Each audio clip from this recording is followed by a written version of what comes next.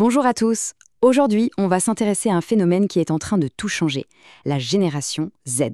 Et attention, on ne va pas juste regarder comment ils utilisent les réseaux sociaux. Non, on va voir comment ils sont devenus les véritables architectes de ce nouveau monde numérique. Allez, c'est parti, on décortique ça ensemble. Regardez bien ce chiffre, 8,25 secondes, c'est tout. C'est le temps d'attention moyen de la Gen Z. Et ce chiffre, à lui seul, il explique presque tout. Il explique pourquoi tout doit aller plus vite, pourquoi le scroll infini est devenu la norme et surtout, pourquoi toutes les règles du jeu ont été complètement bouleversées. Et voilà le mot-clé, celui qui change tout. Pragmatiste numérique. Ce ne sont pas des digital natives comme les millennials qui ont découvert Internet, non. Eux, ils sont nés avec. Pour la Gen Z, Internet, ce n'est pas une nouveauté, c'est un outil, un truc aussi basique et intégré que l'électricité dans nos murs. Et bien comprendre ça, c'est essentiel pour tout ce qui va suivre.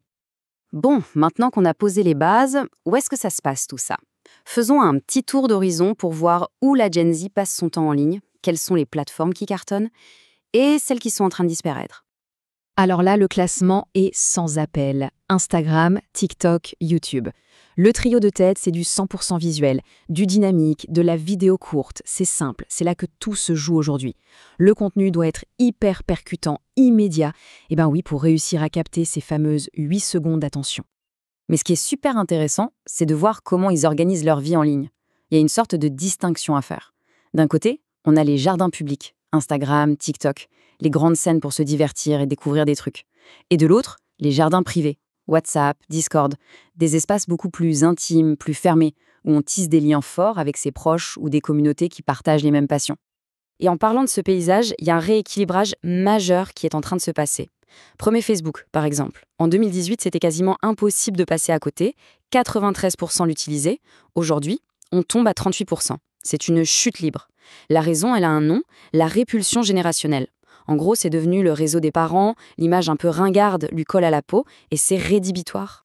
Et à l'inverse, il y a une ascension assez surprenante, celle de LinkedIn. La moitié de la Gen Z l'utilise maintenant. Et pas juste pour poster un CV en ligne, non, c'est devenu une vraie source d'infos pour l'orientation scolaire, professionnelle. Ça montre bien que cette génération, elle pense très sérieusement à son avenir, même sur les réseaux. Ok, donc on sait où les trouver. Maintenant, la question la plus importante, c'est pourquoi ils agissent comme ça en ligne.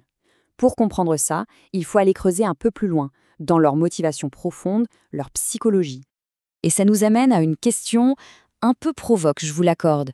Google est-il mort? Évidemment, c'est une caricature, mais ça pointe vers un changement qui est, lui, bien réel et fondamental dans la manière de chercher l'info. Et la réponse, elle est juste ici. Pour la Gen Z, les nouveaux moteurs de recherche, ce sont les réseaux sociaux eux-mêmes. Pour trouver une idée de sortie, un avis sur un produit ou même une info sérieuse, leur premier réflexe, c'est de plus en plus d'aller voir sur Instagram, YouTube ou TikTok. Pourquoi? Parce qu'ils font davantage confiance à la recommandation d'un créateur, quelqu'un qu'ils jugent plus humain, plus authentique, qu'un article de blog un peu froid et impersonnel. Et au cœur de tout ça, il y a ce chiffre. Il est énorme, 92%.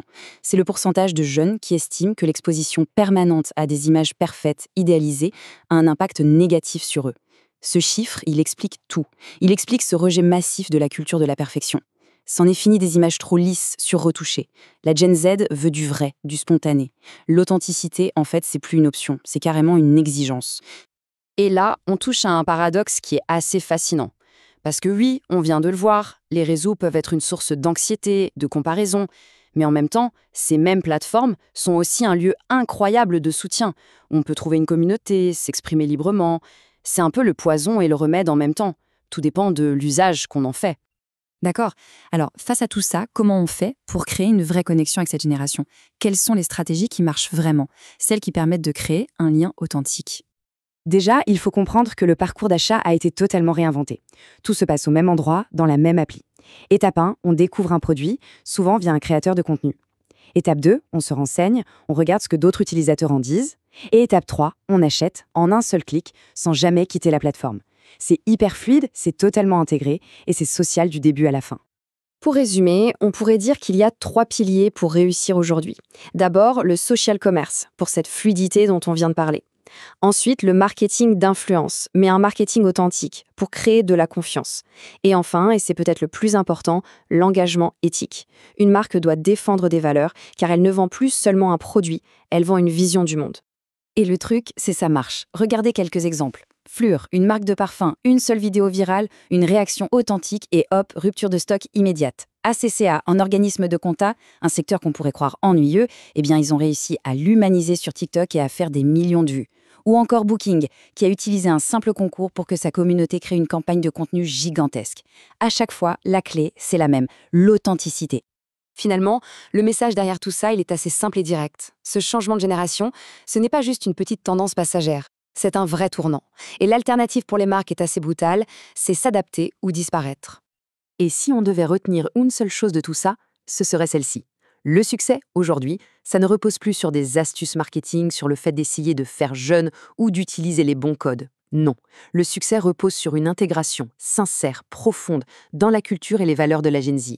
La transparence, l'éthique, le sens de la communauté, tout ça, ce n'est plus négociable. Et tout ça, ça nous laisse avec une question de fond.